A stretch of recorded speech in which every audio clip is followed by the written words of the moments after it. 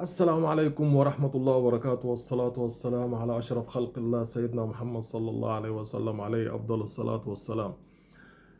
في كلام كتير يعني بنسمعه بقالنا يعني 3 4 سنين إن عايزين يدمجوا ويعملوا شراكة مع أندية الشركات والأندية الجماهيرية اللي في مصر. طب انتوا عايزين تعملوا كده، يعني عايزين تعملوا كده، طب ليه ما عملتوش الدمج ده؟ تمام.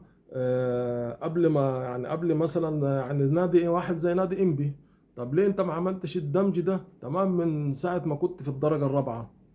تمام. ليه انت ما عملتش الدمج ده؟ تمام. قبل ما تعمل نادي. طب انت كده على كده عامل نادي للموظفين والعاملين عندك، تمام، مش عشان تلعب في الدوري الممتاز. ليه عامل الدمج ده؟ والانديه دلوقتي كده على كده بيعملوا شركات، يعني الانديه بيعملوا شركات.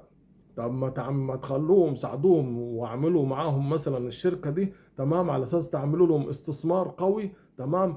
استثمار او استثمارين، تمام، ان هو يدخل فلوس للنادي والنادي يشتغل وهو يشيل نفسه، تبقى معاه شريك نص بالنص، وبعد كده تبقى 25%، وبعد كده 10%، وتطلع نفسك واحدة واحدة بعد ما هو يظبط أموره ويظبط أموره ويظبط أمور الفرق اللي عنده في النادي. مش إن أنت عايز تبقى شريك، إن أنت عايز تبقى كل رئيس مجلس الإدارة، أنت هتحط في كل حاجة كده. وربنا يوفق الجميع إن شاء الله. والسلام عليكم ورحمة الله وبركاته.